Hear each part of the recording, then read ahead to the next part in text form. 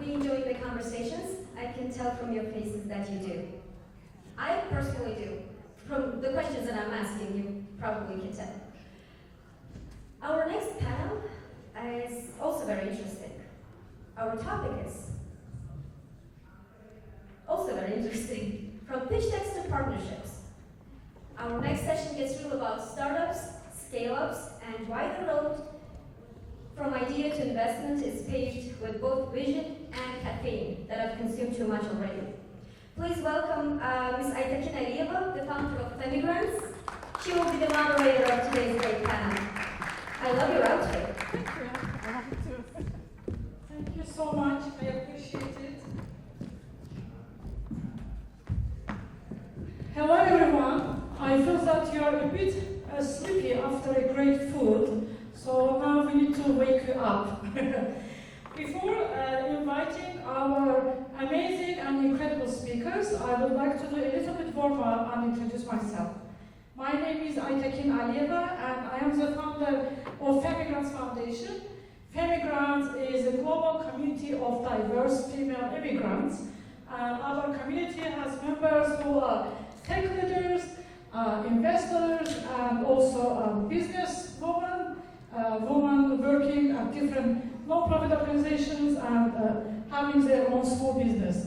So I already said, probably you understand that Femigrants means female immigrants, but the name of Femigrants has a meaning behind a story, not a meaning, a story of it.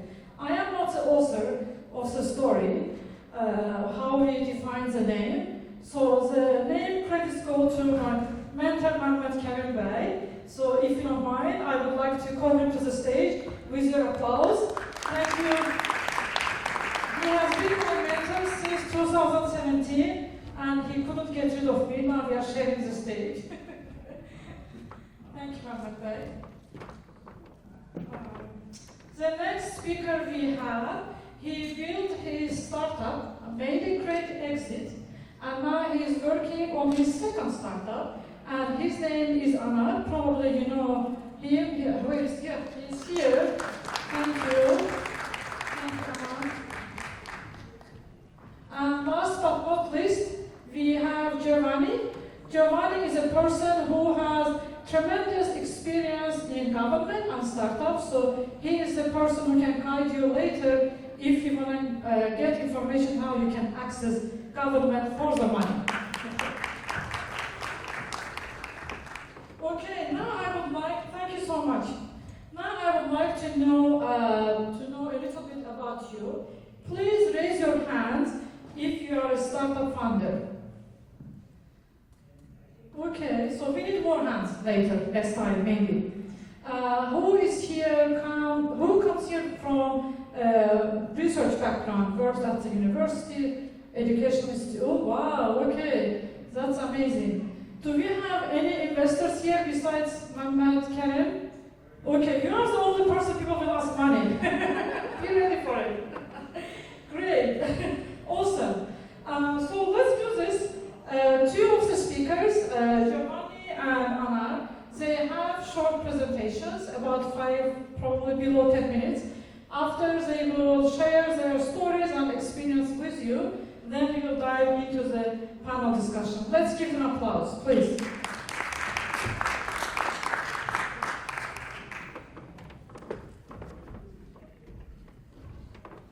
I think they're setting up the slides. Just give me a thumbs up once it's ready. It's also very nice seeing everybody with your nice suits and ties. Unfortunately, I work in innovation, so it's a capital sin for me to wear suits. I go around with short sleeves and sneakers everywhere. So look, today I'll be talking a little bit about economic development, which is maybe not the most attractive topic, so I'll try to make it funny and interesting for you. I work at this company called Mind the Bridge, and I'll tell you a little bit about my background in the next slide, if possible.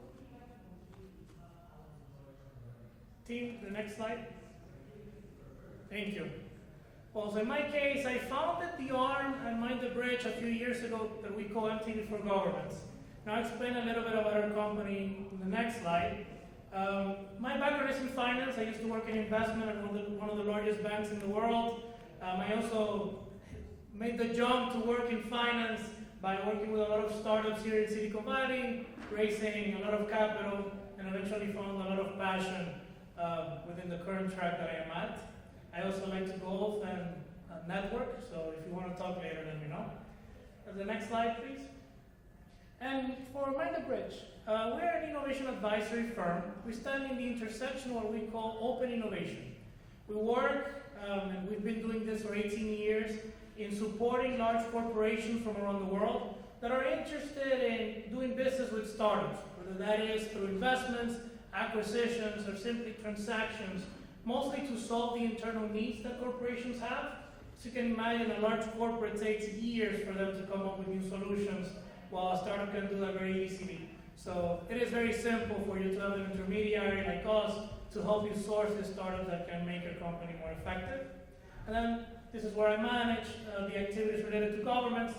I founded MTV for Governments out of a particular need that I saw in the market, which was that if you make a marketplace between the transactions of corporations and startups, you might find that governments don't really play a role in those transactions. Typically, startups stay away from governments, mainly because they're slow, they're tedious, and in many cases, again, they don't have any stake in these conversations. And I started seeing a lot of governments actually interested in partaking in this and wanting to put money into these transactions, but they didn't find the right way of doing it. Started seeing a lot of acceleration and incubation programs happening here in Silicon Valley, bringing startups from elsewhere, trying to, within a week or two, putting them in front of investors, corporations, and trying to have a success story coming out of it. But I really didn't see too much impact, and the conversion was a bit slow. So what I saw was that if we have the corporation's appetite, that they're willing to put money on the table to do business with these startups, why don't we bridge, hence the name Mind the Bridge. We bridge this gap and this distance between them, and we are that intermediary or that middle ground that it actually enables foreign startups to do business with corporations and expand globally that way. So based on this, we started growing internationally. Next slide, please. And we have now scaled all of our activities due to the activities related to corporations and governments. We source and we engage with and we talk with over 10,000 startups per year, and that is usually on the transactional base. We work with over 100 corporations and several dozen governments from around the world, and several as well dozens of investors that are also interested in partaking in different ecosystems that otherwise might be very difficult for them to engage with. Next slide. And hence we have grown internationally. Our headquarters are just across the bridge, a few minutes from here in Soma. We have offices in Europe, Asia, where we also manage our operations in Korea, and hopefully soon in Baku, as that is something that we're very interested in as well. Next slide, please. So that said, as part of my activities and sort of the vision that I brought into the table, I started building tools and more of this startup way of thinking. And one of those solutions is what we call the MTV Ecosystem Platform, which is a matching platform in which governments provide, let's say, the supply of startups from their local ecosystems so they will have access to these corporations. And the reason why I bring this up is because a lot of startups, and I think we're also going to be exploring this during our conversation, don't really, again, consider governments as part of their transaction or their interest in growing and being a startup. And there's a lot of opportunities out there, and definitely there's a lot of countries that are putting a lot of money and effort into these activities. And I thankfully have a lot of exposure to all of this, but a big part of my job is also raising awareness of this. And there's a lot of researchers as well that can take advantage of all this because of a particular angle that nobody talks about, which are innovation challenges of corporations, which is the demand side of this marketplace that you see up here. Corporations, maybe that is that their accounting team wants to be more effective. Maybe they want to reduce headcount because maybe their output is not the best. And what we call that is an innovation challenge, meaning that the corporation has an issue, right? And they want to put money into it so that they can solve this problem. So now we have created this sort of marketplace that you can go in there as a startup, offer yourself directly to these people, and grow. And the governments have a participation in which they sponsor the local startups to have access to this. So there's a lot of tools and a lot of opportunities out there if you're an entrepreneur or a researcher or anybody that is within the innovation world for you to grow. Next slide, please. Thank you. This is just a quick overview of the different governments and places around the world that we have been deploying this. We have been accelerating a lot, which I'm very thankful for, because I'm able to pay my PG&E bills out of all this. There's also, as you can see, a great diversity of different countries, whether that is small, big, medium, that are interested in participating in these innovation activities, and more that startups are becoming more of a notorious thing to talk about. Next slide. These are just some examples of recent deployments that we've had. Next slide, please. And to wrap it up, I wanted to give you, again, there's a lot of smart people here. I just wanted you to also visualize a little bit of how it is possible to involve multiple stakeholders and not so many, let's say, startups and quick people to act, but also other people that are maybe relevant to the innovation industry. Again, researchers, smart people, investors, and so on. And this is a recent program that we're deploying in Nevada. Amazing state that, surprisingly, it is not only associated with gambling. There's a lot of other cool things happening there. And I was happy to be there just a few weeks ago launching with the University of Reno our recent deployment, which is creating this whole ecosystem, which is this circle. This is what we call the open innovation journey. We're bringing together large corporations, in particular the Nevada Energy, which is the equivalent of PG&E here in Northern California, which is the main utility. And then we start generating data to understand what are the needs of these large corporations and use them as a magnet to attract startups into their ecosystem. If you have been to Vegas or any other part in Nevada, you might notice that there's a lot of desert. Right? There's not a lot going on outside of the major hotspots there. But there's a lot of, that means that there's an opportunity of growth, right? So they're trying to attract more startups, more innovators towards this, let's say, opportunity ground. So that is what we're doing. We're creating an anchor opportunity there.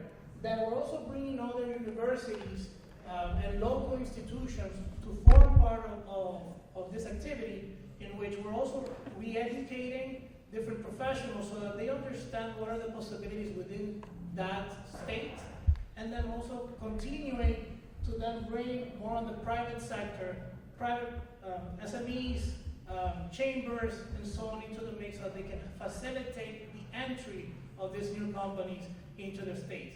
So if you are from anywhere in the world, imagine instead of Nevada, maybe your country. This is what we're visualizing, and this is the deployments that we're trying to do around the world. And again, I'm trying to change the narrative around governments, that they're slow, that they're boring, but that there's actually an opportunity for them to play a key role in the evolution of our innovation ecosystems. So thank you for having me, and happy to keep on talking. Thank you so much, Giovanni. So we will ask questions later. Now I would like to invite Anar Mammadov to the stage. He is a tech founder of EtaVista AI. You can come here. And he built a multi-million company called Sempex, which operates in all 50 states and Canada with such big brands like Apple, Google, Walmart. So startup founders, here is your chance to listen to his presentation and maybe later connect one-on-one to learn from his experience, how he was able to build a company, make an exit, and now he is doing an AI company. Let's give him applause, please.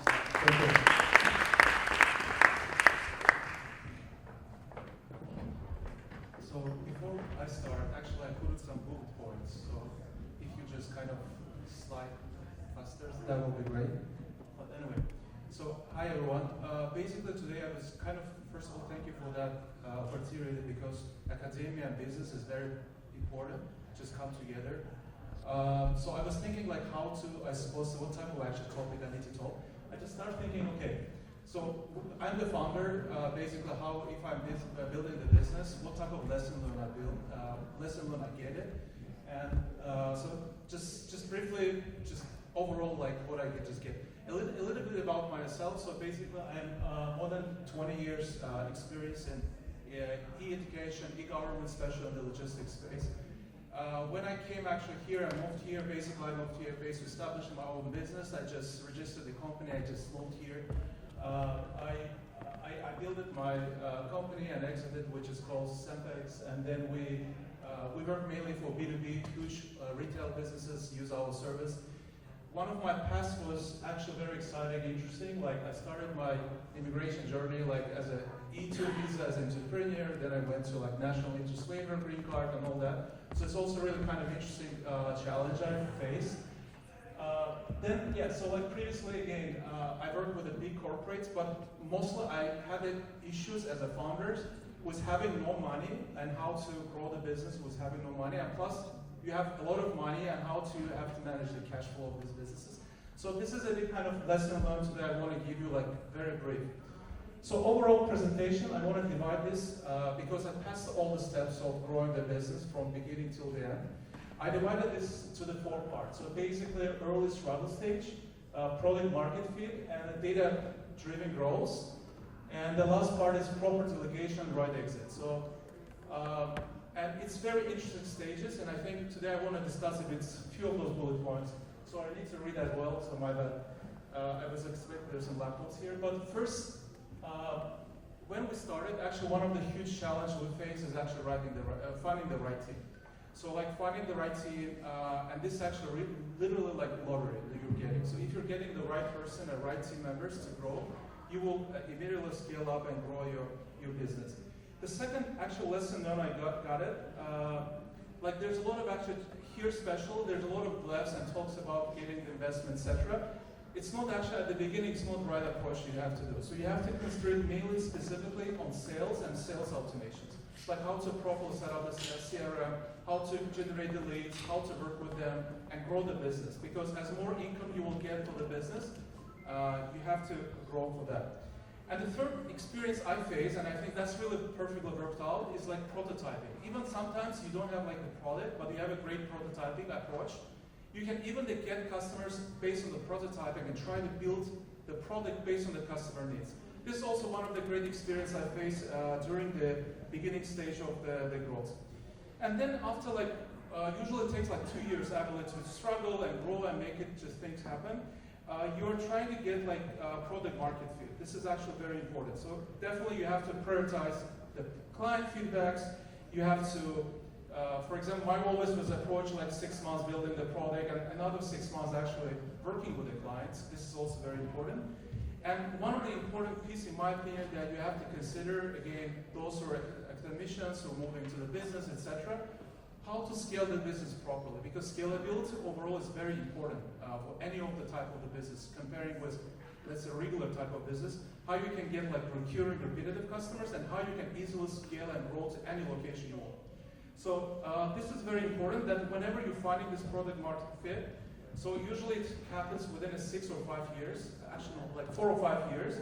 And then after like 5, the last stage is actually, so like next stage is data growth. So you have to here definitely like start thinking about like, how you can properly implement a data scientist approach, like how to work with the data, etc. Like implementing definitely like AI agents. Right now we implement too much about this, like how to allocate the tasks, how you can adapt, create the knowledge bases, etc.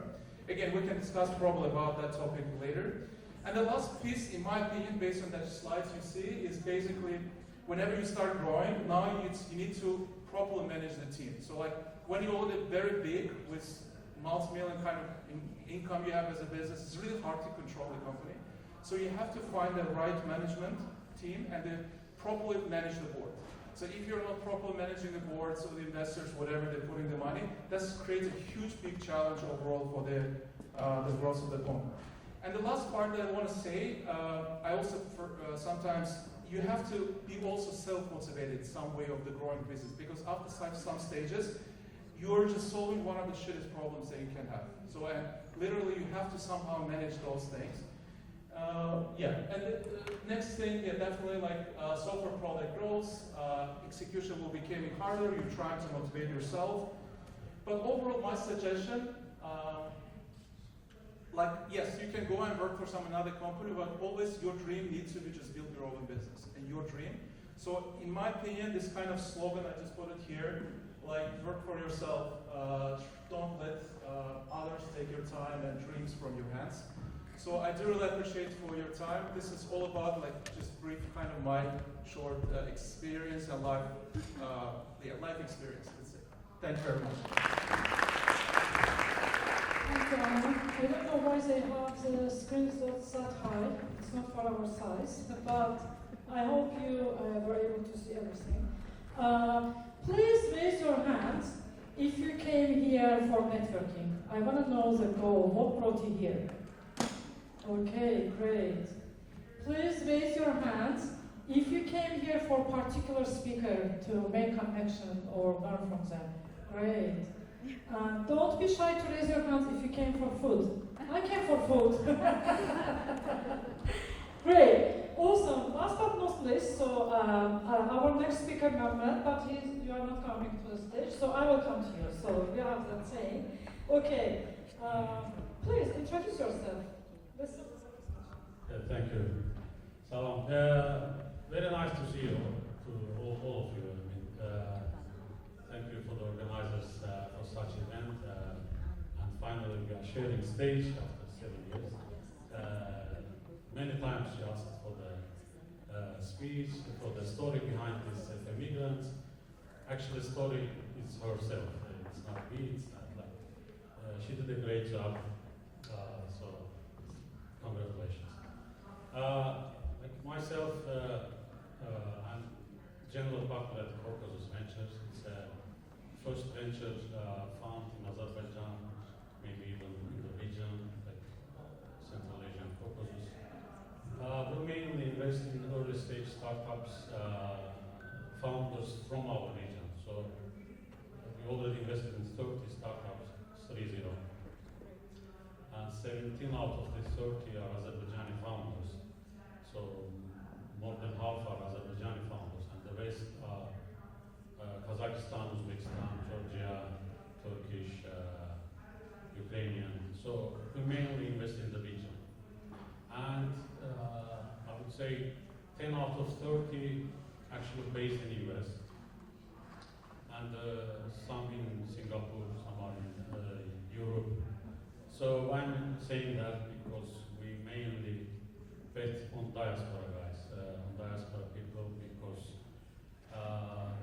most of them are in the big markets, in the scalable markets. Most of them are in the challenging markets. There's a competition. That's why they come with the big ideas, with the visionary ideas, and we see we can bet on them more rather than in regional startups. So it's a dilemmatic situation because we are physically based in the region, but investing out of the region. But we see it for the short period, maybe in the next 5 years, we will have our local founders as well who are based in the region but selling to the global. So this is in a nutshell. Yeah, thank you so much. I appreciate it. So now let's dive into your expertise and experience. We will start from you, Anar. Did we sit properly? Is our picture? No, it should be opposite. But if you're okay, you can remain on your seat. So Anar, you made an exit, and I'm sure that you learned lots of things. There have been mistakes that you learned. We call them as a lesson. Let's talk about some lessons that you learned. Maybe in your second startup, you will avoid them. The reason I'm asking this question is to help audience to avoid those mistakes or lessons. So basically, again, most of the mistakes I made it, like first of all, like set up the right team and the founders. This is very tough because usually if you match with the right founder, you can grow. This is the initial challenge I faced. Second, the problems I faced is actually we was not too much constraining the sales. Like, yes, we're building the products as a technical background, etc., but overall you have to talk with the clients. And sometimes you need to pause the development much more, concentrate on the sales calls, and see what actually the customers are looking for, and try to pivot right, because this is very important, like how you can find the right niche, you can easily need to manipulate and try to pivot your product based on whatever you're planning to build. This was one of the hugest mistakes initially I made it. Definitely, the next stage is basically the right investors and the right team. That was one of my biggest challenge I had.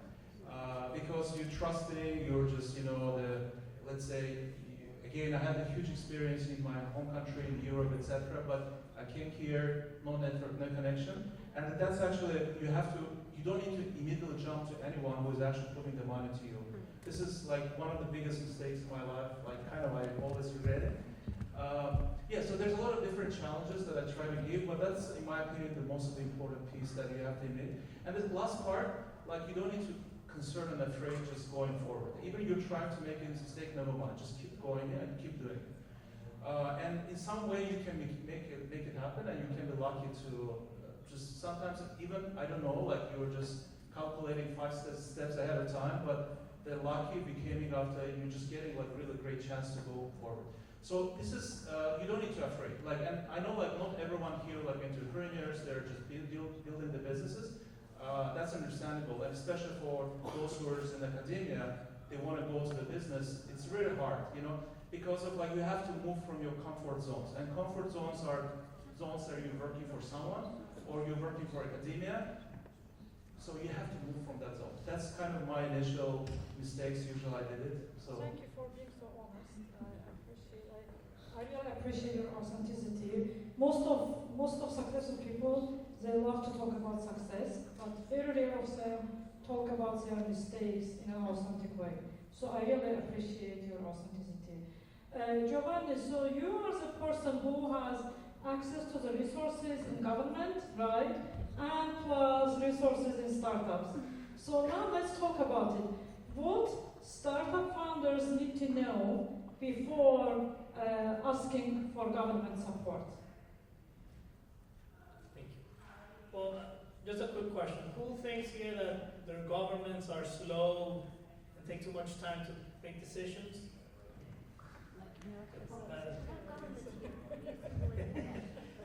I'm not surprised. It's a reality for everybody in the world. Look, the first thing to know when you're looking into, let's say, tapping the resources maybe of your state or your country is, sort of mapping out which are the institutions, the entities that the KPIs are of helping the local startup scene. Right? If you see most countries that are, let's say, progressive or forward-looking, they're typically looking into Silicon Valley, right? You can see events such as this one, or trade agencies that have outposts in Silicon Valley, and those are typically the governments that are putting the most money into helping those startups. And unfortunately, there's a lot of founders that have no idea that their countries are actually doing all this. So the first step is actually mapping and really understanding internally who has the KPI of helping you. If you look at trade agencies, they're typically 2 different KPIs that they manage.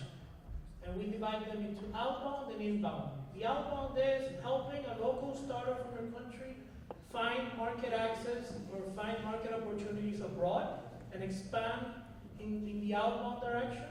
And then the inbound, which is attracting companies towards the country and doing business there. That is a perfect ally if you're a founder, because again, your KPI is aligned to theirs, which is growing and exporting maybe your services.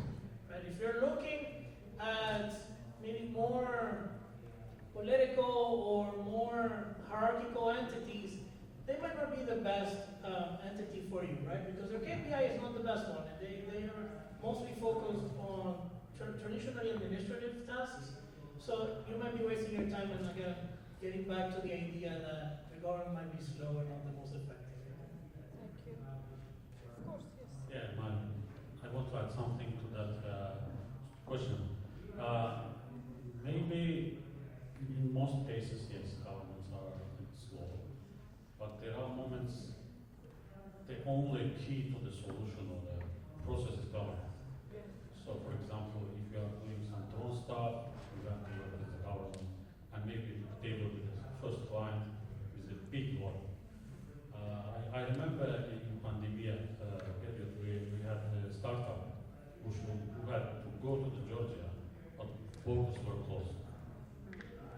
with our partnership with the government, they opened it. And with the police, you know, they escorting it, you know, like, this is, you have to work with the government. And it's not only like this case, we had another case when we had a startup who was like claiming they have more advanced technology for this breathing stuff. So nobody was like questioning them, nobody asking smart questions. So with the relations government, we asked like Minister of Health, like 10 experts came to the laboratory and they asked very smart questions and startup was like it's millions worth questions, you know. So you have to work with the government, even they're slow. So at some point you have to go through that. Right, okay, so I hear you, and I hope audience will remember it too. So I'm going to tell a little bit about myself as an opportunity to be here. I feel myself related to the audience because I come from diverse background. Back in my country, I worked at the university as a dean's assistant. Then I worked at oil companies and at the different programs funded by U.S. Embassy. Then I came here, I studied here social media marketing, and I got a chance to work at a startup. I worked for different Fortune 500 tech companies.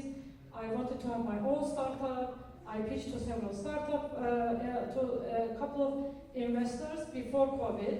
The interesting thing is that before COVID, people who were following me, they were like, yeah, your idea with Femigrants is great. When you decide to raise funds, let us know. And during COVID, I started to reach out because I thought that was the right time. But during the COVID, they said, oh, sorry, we paused our investment for 2 years. It was everything. We don't know what we should do. So long story short, I have experience in different fields, but trying myself to be in a startup field, I realized that it's really different experience to raise funds, to pitch, to introduce yourself. And I liked how in previous panel discussion, I believe Chris was his name, he said that it's mostly about who you know, right? Idea maybe comes second. The first is who you know, or who knows you actually, who knows you, and who mentions your name when you are not in the room. Now let's talk about this. How your network, you will start probably from you, Mammadov. How the people in your network helped you get access to the right startups. I will put it in a different way. I mean, as time passes, it becomes like different. We are getting some different methodologies. For example, for the time we have 30 startups in portfolio. That, like, in general means they refer us at least 2-3 another founders. So this is one channel for us for the time. But 2 years ago it was not existing. So that's one channel. Like as time passes, you have different methodologies. Another way is again the social media like LinkedIn or maybe emailing, so cold mail. Let's talk about cold mail. Okay. Do you think cold mail really works? In our case, I don't remember exactly with the cold mails. It means it doesn't work. So yeah, but we had some like looks like it's like kind of this type of intro with cold mail. But even myself, I pitched to different because I also raise money. Like it's not only startups. Yeah. I also I reached this cold mail and somehow I achieved the meeting at least. Okay. So it works sometimes. It depends. And if ChatGPT is very very helpful. Yes, don't talk about it. So it's more about referral. I mean, it's about your network. And if you are serial entrepreneur, most times you are oversubscribed, so investors are staying on the queue. But if you are the first time founder, it's very hard. As Anar mentioned, it's very hard. You have to do lots of homework. So we are like considering the good homework, like how they analyze that, how they are knowing like personally us or even our hobbies, you know. It all matters. Thank you. Do you want to add anything on this? Yeah. Well, I can add if you don't mind, because first of all, if you're raising the investment, that's not your success. This is your huge responsibility. Like keep that in mind, because like I always my approach just constrain most of the sales and make the like customers' money first. That you became a more stronger than. But definitely answer to your question. Like relationships is important. You don't need to even feel bad if like investors are refusing you. And potentially, I had the same situation. So many people even didn't like trust me or believe in me, whatever I want to build. So you don't need to just kind of feel bad and thinking like whatever you're building is wrong. And if you have a goal and ambition to do it, you will do it. That's kind of my initial thoughts. But answer to your point to your question is basically definitely relationships is important. Email is not working mostly.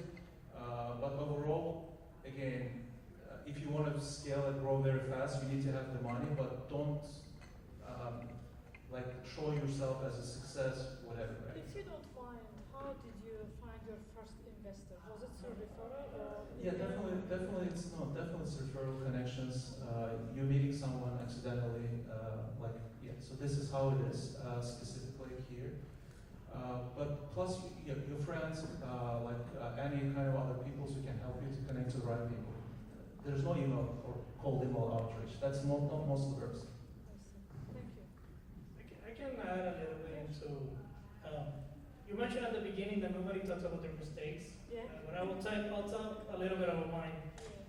When we started actually, when we didn't have, let's say, a strong network of people within governments, again, my background is in startups and innovation. I really had no business interacting with people in government.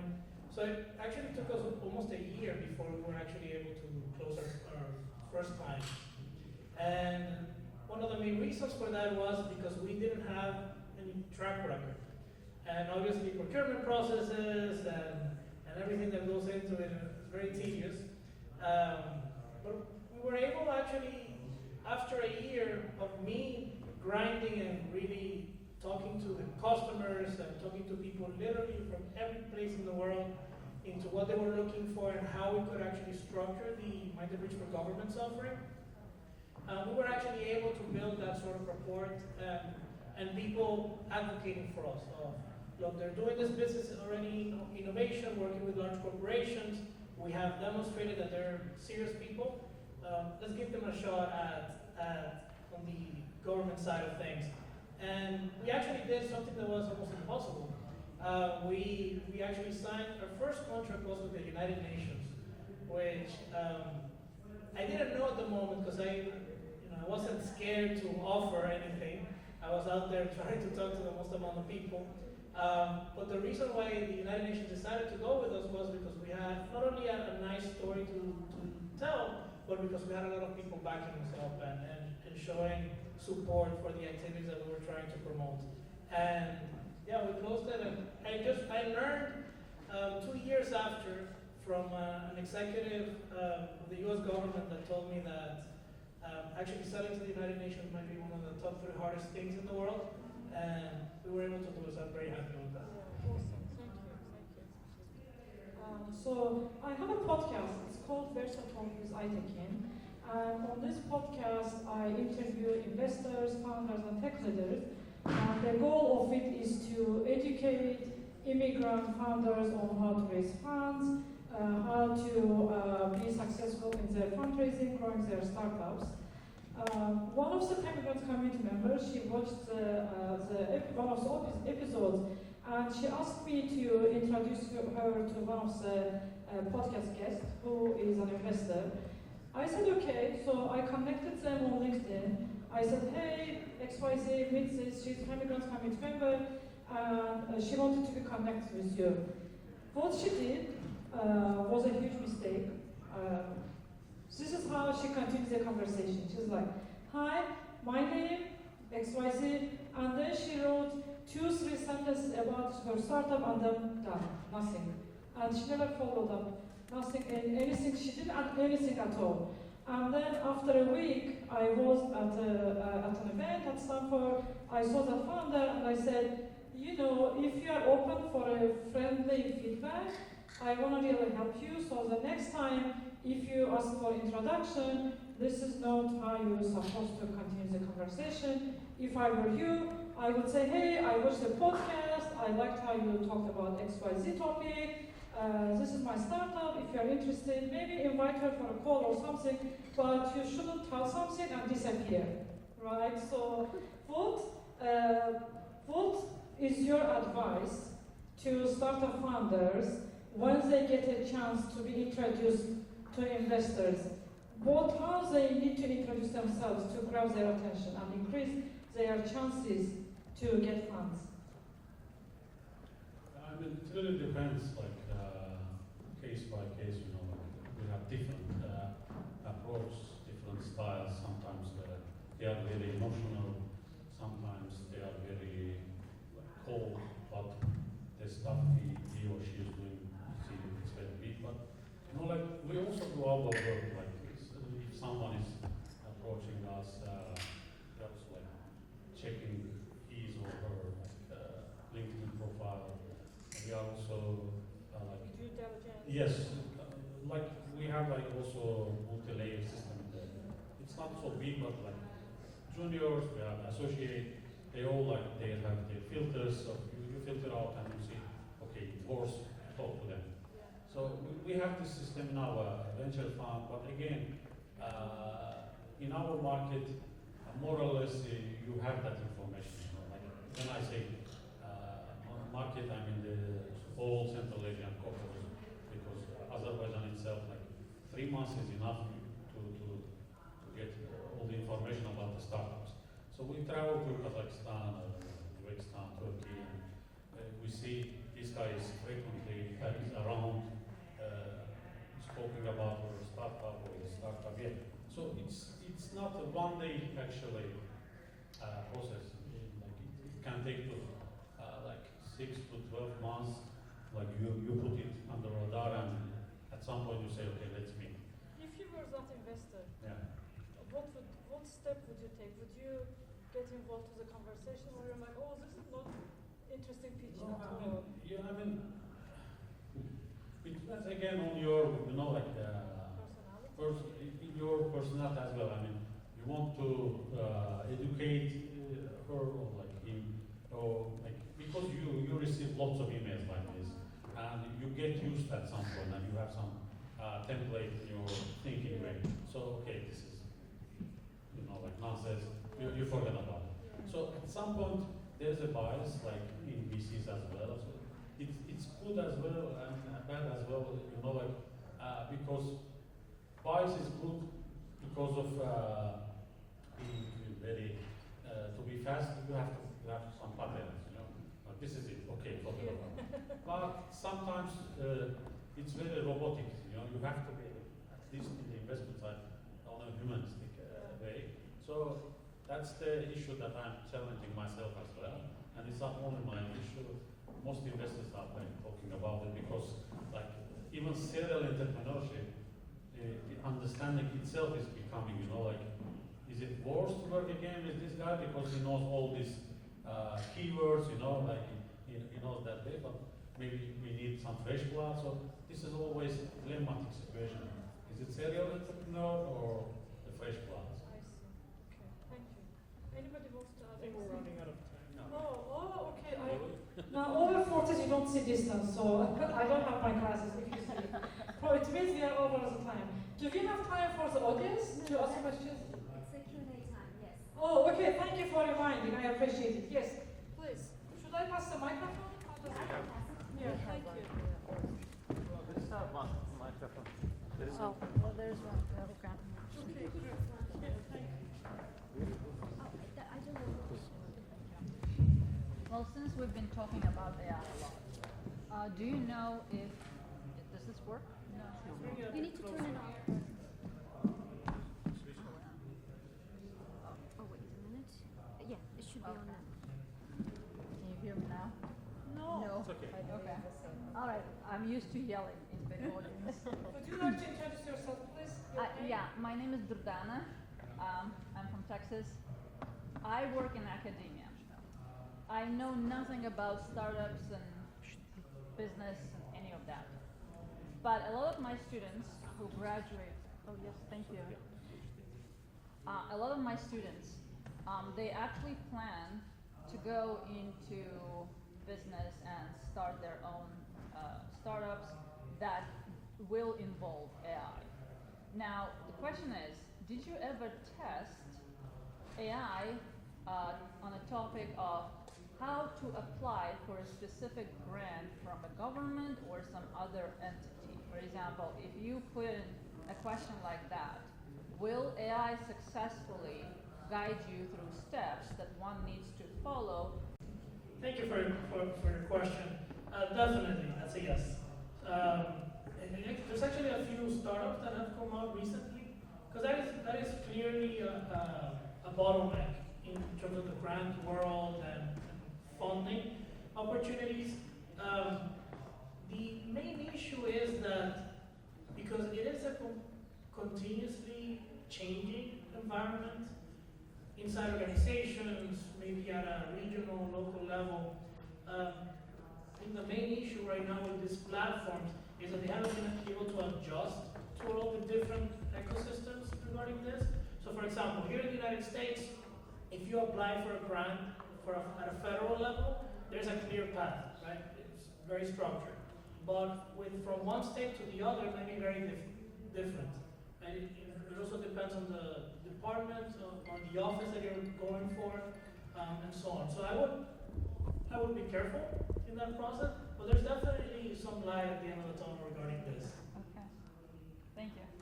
Anybody wants to add, or we can move to the, yes, please, go ahead. Can you please pass? Thank you. Yes. No? So I have two quick questions for you, Anar, right? Looking back then, Your name? yeah. So looking back on your journey, maybe one thing that shaped you most as the founder you are today, what that would be. And second question is that I'd like to ask your honest idea, if I may, that what percentage of your success would you attribute to formal education and training? Yeah, so great question. Let me think about it, because I need to just kind of.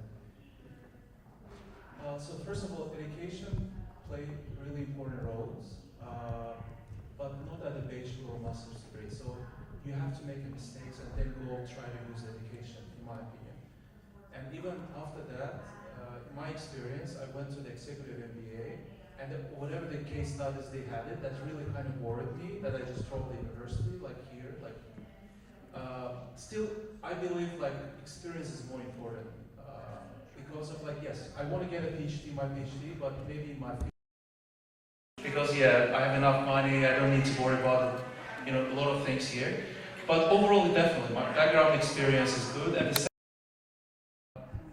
besides education, I also had a great experience in my home country and also in Europe, which I came here having that experience really played a big role to catch a lot of great stuff in a short period of time. So this is the first question, and the second question I answered, but what was the first question? Sorry.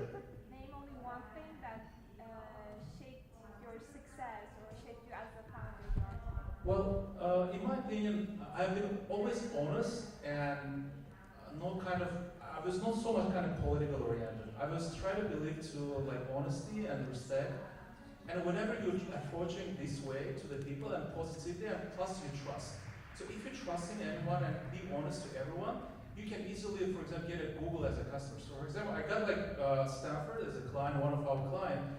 I competed with big brands who gave it like less cheap price than my price was for them. But I got them because of the trust, because of reliability. So in my opinion, I believe there's some kind of mindset connection is important, especially specifically in the B2B sector.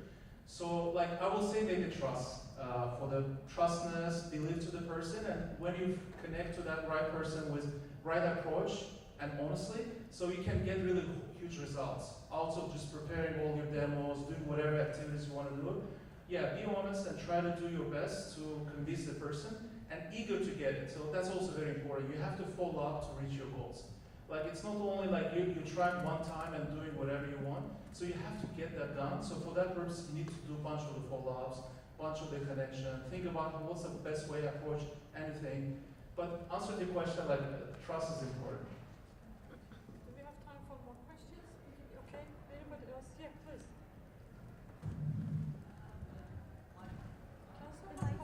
I can speak. I mean, you can probably hear. So I'm Martina. I'm in Mushurulu. I work for UC Davis. I have a little controversial comment and question. It's more about previous session and this session, and I see a lot of men. And I'm glad Aytakin is here as like female representative. But the question for you also, and I wanted to ask the previous panel, how we can get more women on the stage into those who are in innovation in startups, and whether it's through investment, whether it's through support, whether it's like your ideas, and maybe it's just idea for the group here as well. But would love to see more of the diversity on the stage. Thank you, Ramina. I appreciate this question. And I will tell you that this is a global issue. It hasn't been fixed yet. Only 2% of women get investments, which means we women still need to do a lot for our daughters. And that's why I'm here today, to be a good example for my daughters. Issue, but I think specifically for Azerbaijan, it's like continuing on and on. We see more on the international scale of like, I hope next panel will have like a woman representing big tech, you know, Yes. but in general, you know. Yes, I know Ramina for many years. She's a very successful woman, even from Azerbaijan, so she achieved a lot of success. And you are right about this question. So, do you want me to pass the microphone to hear their opinions? I would like to hear, if you mentioned you have 30 startups in your portfolio. Any startups that are led by women entrepreneurs, or you know, if there is any you know kind of support mechanism. Great. He hasn't invested in me yet. That's another question. Yeah, I invested my time. Yes.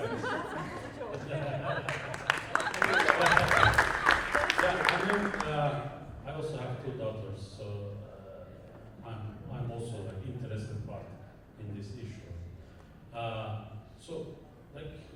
remember we had like 2 issues. Like one was ECG, this environment sustainability pledge, like from our perspective as a fund, and like to have more women entrepreneurs and founders. So we achieved our goal regarding ECG. So 25% of our portfolio are like climate-friendly startups. They do many stuff to make a good planet to live in. But regarding the female founders, we still have issues. Like I think like 10% of our fund, like 12% of our fund are run by female founders, like portfolio founders. So we don't have, like that applications. So it's statistically, we have issues. It's not about like they come, we reject them. So we don't have that applications. That's one issue. Another issue is like maybe again very personally. I don't advise nowadays to have like females in these startup issues because it's very hard nowadays to raise money to take it to some state because it's very hard. So this is like I accept it as a joke. yes, it's more joke, but it's really hard to have that because we have education for everyone in other words if we are talking Yeah, about. we have more PhD probably. We have more more PhDs. years We had and then we end up. we had many graduates from our code academy or different code schools. We have these people, but they go and choose this corporate life. They go choose maybe this 9 to 5 a.m. Like they don't start entrepreneur. Something. Yes. Do you think can be a cultural thing. Because for me, I am originally from my region, Nigeria.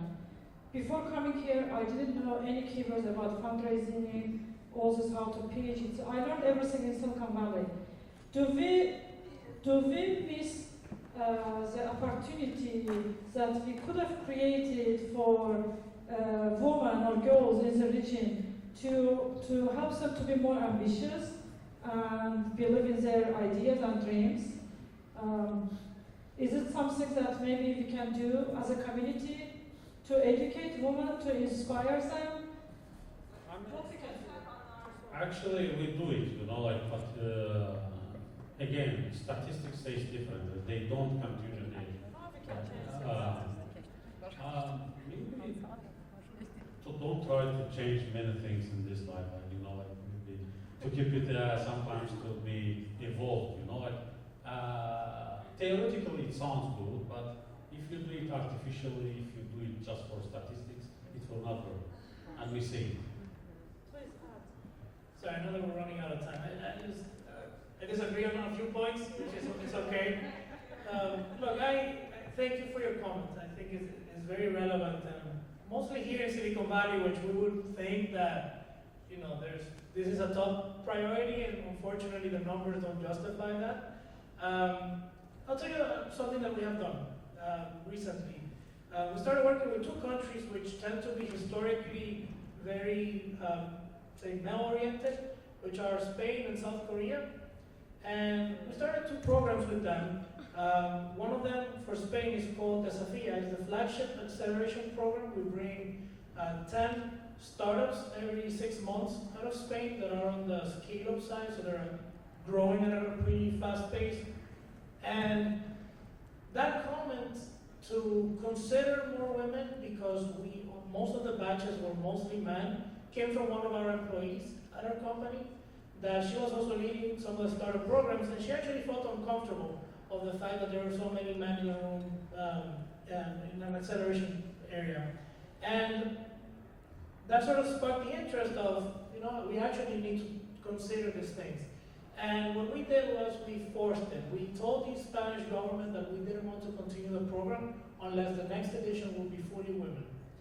And that sort of sparked really a media revolution in Spain, because it raised awareness of the issue.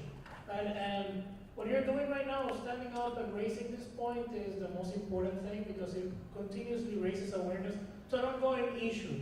You know what I mean? And the same thing happened with South Korea. We did the same thing. We actually ran the first female-oriented education tech program, and we brought startups in edtech, only female, with female founders, and it was the same thing. Great reaction of the media saying, oh, this is actually a big problem, and now it is a standalone program that we do every single year. So those are the little things that make a big difference. And unfortunately, we have to force it. You know, we have to put the topic out there, but I think it's very worth it to do it. So let me answer to your question, but before that, just a question for you. Let me say, I will tell you, let's start something, the business tomorrow. Can you immediately quit your job in EtaVista and start doing something together with us? Possible. Yeah, so possible. So the point is here, like, in my opinion, there's like comfort zone issues, mostly, that most of the people, like again, men and women, it depends. But overall, to build something, it's really tough, actually at the beginning stage. Like, you have to spend a lot of time, efforts, energy. You have to sleep at the office. You have to do a lot of different things. So try to, just with a minimum budget, with a minimum expense, you have to grow. And specifically for those who has a family, that's a huge challenge. So definitely there's like challenges for men and women. Yeah, so this is mostly, in my opinion, that definitely first of all, the mindset of like comfort zone needs to be a getaway. So really hard. Like I have also seen so many like men, is because of they have a chance to dedicate their time, dedicate their energy with a minimum expense and do whatever like to minimize the expense, try to succeed. So this is actually, in my opinion, most of the reasons, specifically in this area. Like so expensive here, so you need to survive somehow. For the women, it's a big challenge. So you have to have a family, you have to take care, etc. So for men, in that perspective, it's a bit kind of easier. That's kind of the vision I'm thinking. I'm not saying that we're smart or you're smart, no, like all of us are smart and all of us have our own skills, but overall the comfort zone is tough. Like you don't want to go get away from those zones, but if you're getting away at least 6 or 1 year and just try to use whatever the income or savings you have, you potentially can succeed. It doesn't matter it's a man or woman. That's kind of my thoughts overall to that question. So. I appreciate all of you here. So to summarize, we talked about mistakes, how to get access to the government resources, about women empowerment. So to close our conversation here, I would like to motivate women, be bold, don't be afraid. With 2 kids, I launched Femigrants and working full-time at the corporation. So it's hard, but it's possible.